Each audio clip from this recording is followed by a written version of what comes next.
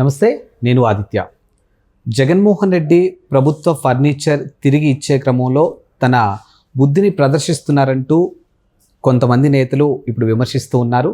మరి దాని గురించి పూర్తి వివరాలు తెలుసుకునే ప్రయత్నం చేద్దాం. సో ప్రస్తుతానికి మనతో పాటు స్టూడియోలో ఉన్నారు ప్రముఖ senior journalist and political analyst CS Rao గారు. సార్ని అడిగి మన విషయాలు తెలుసుకుందాం.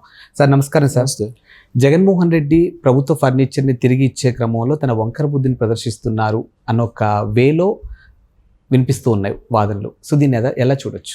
ఇప్పుడు ఒకటేంటంటే పులివెందుల ఎమ్మెల్యే జగన్మోహన్ రెడ్డి గారి యొక్క వాలకం, ఆయన మనస్తత్వం, ఆయన బాడీ లాంగ్వేజ్, ఆయన మాట్లాడుతున్నటువంటి మాట తీరు, ఇవన్నీ కనుక చూస్తూ ఉంటే కనుక 2019 ఎన్నికలకు ముందు ఒక ఒపీనియన్, 2019 నుంచి 24 వరకు ఆయన పరిపాలన చేసిన తర్వాత మరొక ఒపీనియన్ కనిపిస్తూ ఉంది.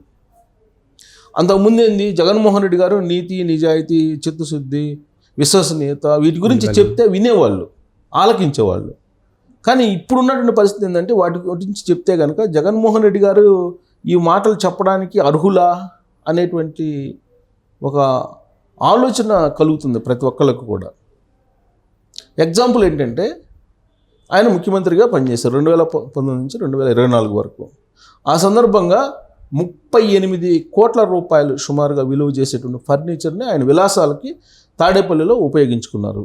సుమారుగా దానికన్నా ఎక్కువే ఉండొచ్చు. ఆయన తాడేపల్లి హౌస్కి సంబంధించి మొత్తం కంచి వేసుకోవడం, ఇవన్నీ కూడా ప్రభుత్వం అంటే ప్రభుత్వ డబ్బు అంటే ప్రజల సొమ్ము, ప్రజలు పన్నుల రూపంలో కట్టినటువంటి సొమ్ము, పరోక్షంగా కానీ ప్రత్యక్షంగా కానీ పన్నుల రూపంలో ప్రభుత్వానికి చెల్లించినటువంటి సొమ్ము విచ్చలవిడిగా మంచినీళ్ళ ప్రాయంగా ఖర్చు పెట్టేసుకున్నాడు ఆయన విలాసాల కోసం, సొంత విలాసాల కోసం. ఏ ముఖ్యమంత్రి కూడా అంత విలాసాలకి ఆ స్థాయిలో ఖర్చు పెట్టిన దాఖలాలు లేవు ఆంధ్రప్రదేశ్ చరిత్రలో. కానీ జగన్మోహన్ రెడ్డి గారు తన క్యాంప్ ఆఫీస్ అని, తన ఇంటికి అని చెప్పి ఫర్నిచర్ను వాడుకున్నారు. 38 కోట్లు సుమారుగా అని చెప్పి చెబుతున్నారు. ఇది కాకుండా అదనంగా మళ్ళీ ఇంటీరియర్ ఫర్నిచరు, డెకరేషన్ నేను చెప్పేది, మళ్ళీ అవుట్ సైడ్ ఫెన్సింగ్ అవన్నీ సపరేట్, మళ్ళీ అది దాదాపు అది ఒక 5-6 కోట్లు ఉంటుంది. మొత్తం కలిపి సుమారుగా రఫ్గా ఒక 50 కోట్ల రూపాయలు తన విలాసాలకి, తన సౌకర్యం కోసం, ప్రజాధనాన్ని ఈ పేద సీఎం అని చెప్పుకుని ఆయన ఉపయోగించుకున్నాడు. ఆయనేమో పెత్తందారి పేదలకు మధ్య పోటీ అని అంటాడు.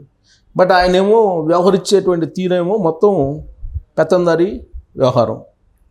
ఆయన విలాసవంతమైనటువంటి జీవితాన్ని ఏ విధంగా ప్రజాసొమ్ముతోటి గడిపారో అది కనుక ప్రజలు గుర్తుపెట్టుకుంటే ఏ ఎన్నికల్లో కూడా, రాబోయేటువంటి ఎన్నికల్లో జగన్మోహన్ రెడ్డి గారిని అంగీకరించరు, ఏ ఓటర్ కూడా అంగీకరించరు. ఏంటండి 38 కోట్ల రూపాయలు ఫర్నిచర్ ఏంటి అసలు? అంత అవసరం? 38 కోట్ల రూపాయల ఫర్నిచర్ ఒక ముఖ్యమంత్రి ఆఫీస్కి, లేదంటే ఒక ముఖ్యమంత్రి ఇంటికి 38 కోట్ల రూపాయలు ఇంటీరియర్ డెకరేషన్స్ కోసం, ఇంటీరియర్ ఫర్నిచర్స్ కోసం పెట్టుకున్నారంటే ప్రజల సొమ్ము అంటే ఏంటి? ప్రజలు ఎంత కష్టపడి వాళ్ళు సంపాదించి మీకు పన్నులు కడతారు? ఈజీ వచ్చే మనే కాదు కదా.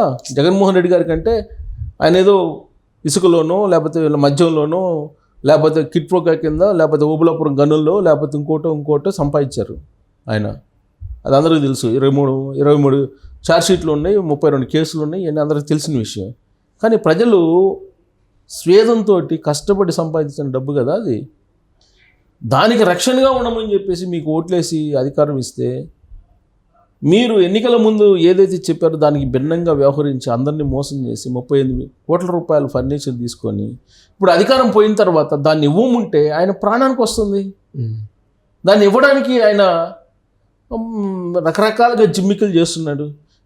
ఇవాళ వరకు కూడా జగన్మోహన్ రెడ్డి గారు, నేను ఓడిపోయాను, నేను అధికారంలో ఉన్నప్పుడు ఇట్లా ఫర్నిచర్ వాడుకున్నాను ప్రజాసొమ్ముతోటి, నాకు అధికారం నుంచి నేను కోల్పోయాను కాబట్టి ప్రజలు తీసేశారు కాబట్టి ఇక ప్రజాధనంతో కొనుక్కున్నట్టు ఫర్నిచర్ నాకు అవసరం లేదు, మీరు తీసుకెళ్ళండి అని చెప్పి లెటర్ రాయాల. లెటర్ ఎవరు రాశారు? వైఎస్ఆర్ కాంగ్రెస్ పార్టీ కేంద్ర కార్యాలయ ఇన్ఛార్జి అప్పిరెడ్డి రాశారు. అప్పిరెడ్డికి ఏం సంబంధం? అప్పిరెడ్డికి ఇంటీరియర్స్ సౌకర్యాలు ఏర్పాటు చేశారా? జగన్మోహన్ రెడ్డి గారికి కదా ఏర్పాటు చేసింది, ఆయన కదా లెటర్ రాయాల్సింది. ఇప్పటివరకు ఆయన లెటర్ రాయాల. జూలైలో ఒకసారి రాశారు, అప్పుడైతే రాద్దాంతం అయితే మళ్ళీ ఈ మధ్య ఒకసారి రాశారు. ఎవరు రాశారంటే అప్పిరెడ్డి గారు రాశారు. ఏమి రాశారు? విచిత్రమైన పరిణామం. మీరు ఫర్నిచర్ కావాలంటే ఫర్నిచర్ తీసుకెళ్ళండి, లేదంటే నేను డబ్బులు కావాలంటే 7 లక్షల రూపాయలు ఇస్తానని చెప్పారట. 38 కోట్ల రూపాయలు విలువ చేసే ఫర్నిచర్కి 7 లక్షల రూపాయలు ఇస్తారట. 7 లక్షల రూపాయలు నేను ఇస్తాను, ఫర్నిచర్ ఉంచండి, లేదంటే ఫర్నిచరు మీరు పట్టుకెళ్ళండి అని చెప్పి అప్పిరెడ్డి గారు రాస్తారు. జగన్మోహన్ రెడ్డి గారు, అప్పిరెడ్డి గారు లెటర్ రాస్తారు.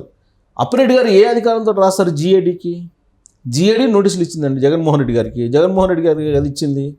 జగన్మోహన్ రెడ్డి గారికి జిఏడి నోటీసులు ఇస్తే ఆ నోటీసులకి రిప్లై ఇవ్వాల్సింది ఎవరు? జగన్మోహన్ రెడ్డి గారు కదా.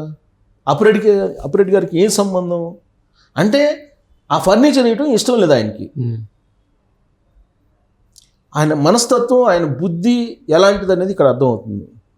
ఇప్పుడు మరి ఆ రోజున ముఖ్యమంత్రి అయిన 2019లో ముఖ్యమంత్రి అయినటువంటి జగన్మోహన్ రెడ్డి గారు, అప్పట్లో కోడెల శివప్రసాద్ గారు 2014 నుంచి 2019 వరకు స్పీకర్గా ఉంటే, ఆయన స్పీకర్ కార్యాలయానికి కానీ లేదంటే స్పీకర్గా ఆయన ఇంటికి కానీ ఫర్నిచర్ని వాడుకున్నారు. ఫర్నిచర్ వాడుకున్నప్పుడు అధికారం పోయింది, తెలుగుదేశం పార్టీ ప్రభుత్వం అయింది, ఆయన మాజీ స్పీకర్ అయ్యారు. మాజీ స్పీకర్ అయిన తర్వాత జనరల్గా ఏమవుతుందంటే జిఏడికి ఒక లెటర్ రాస్తారు ఎవరైనా, ఏది నేను వాడుకున్నాను, మీరు మళ్ళీ తిరిగి తీసుకెళ్ళండి, లేదంటే ఆ వాల్యూ ఏదైతే ఉందో ఆ వాల్యూ మీరు కనుక వాల్యుయేటెడ్ చేస్తే ఆ వాల్యూని మేము కట్టిస్తామని చెప్పి లెటర్ రాస్తారు. అది జిఏడి అధికారులు నిర్ణయిస్తారు ఆ ఫర్నిచర్ మళ్ళీ తీసుకోవటమా లేకపోతే దానికి వాల్యూ కట్టి వాల్యూ తీసుకోవటం అనేది. ఆ రోజున కోడెల శివప్రసాద్ గారు రిసీవ్ చేసుకున్నారు జిఐడికి సంబంధించినటువంటి నోటీస్ని రిసీవ్ చేసుకొని ఆయన ఇచ్చినటువంటి రిప్లై కూడా అదే. ఏంటి, ఫర్నిచర్ కావాలంటే ఫర్నిచరు తీసుకెళ్ళండి, డబ్బులు కావాలంటే డబ్బులు ఇస్తాను అని చెప్పి అన్నారు. దానికి రాద్ధాంతం చేసి ఆయన్ని జైల్లో పెట్టించే ప్రయత్నం చేశారు. ఏంటి, ప్రభుత్వం మారిన తర్వాత, మాజీ స్పీకర్ అయిన తర్వాత మీరు ఇవ్వలేదు కదా, చీటింగ్ చేశారు కదా, మీరు ముందే మేము ఇస్తామని చెప్పి లెటర్ రాయలేదు కదా, మేము నోటీసులు ఇచ్చేదాకా, కాబట్టి నువ్వు దొంగోడివి అని చెప్పి దొంగడు ముద్ర వేశారు డాక్టర్ కోడెల శివప్రసాద్ గారి మీద. ఆయన దివంగతులు. ఇప్పుడు ఆయన అనుమానాస్పద స్థితిలో సూసైడ్ చేసుకున్నారు, ఆయన అవమానాన్ని భరాయించలేక. మరి ఆ కేసులో ఎవరి వల్ల అవమానానికి ఫీల్ అయ్యాడు ఆయన, ఎవరి వల్ల ఆయన అవమానపడి మనస్తాపం చెంది ఆయన సూసైడ్ చేసుకున్నారు? బికాజ్ ఆఫ్ జగన్మోహన్ రెడ్డి గారి ప్రభుత్వం కదా, జగన్మోహన్ రెడ్డి గారి కారణంగానే కదా. మరి ఆయన్ని కూడా నిందితుడిగా చేర్చాలిగా, వాస్తవంగా ఆ కేసులో అనుమానాస్పద స్థితిలో మృతి చెందాడని చెప్పి కేసు ఉంది కదా. మరి ఆయన కూడా ఒక రకంగా ఒక నిందితుడు అనుకోవాలి కదా జగన్మోహన్ రెడ్డి గారిని.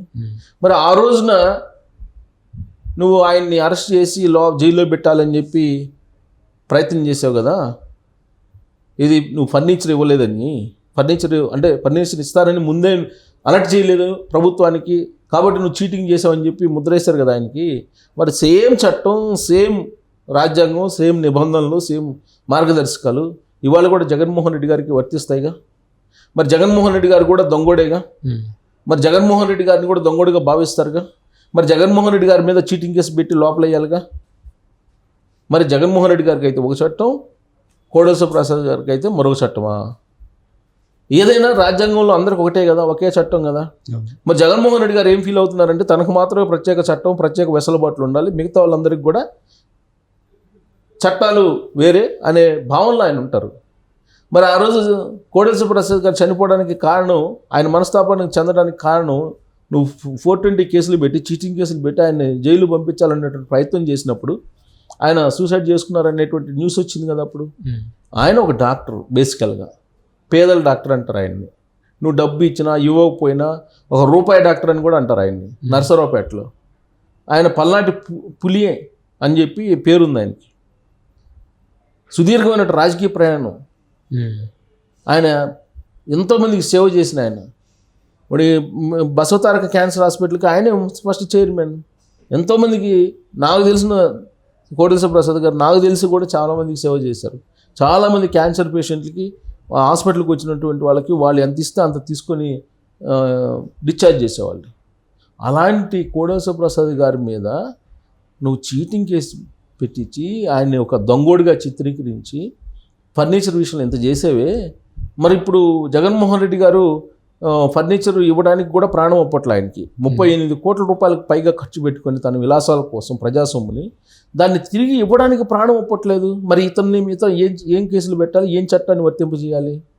దీని మీద నెట్జన్లే తేల్చాలి జగన్మోహన్ రెడ్డిని ఏం చేయాలి అనే దాని మీద. Thank you sir.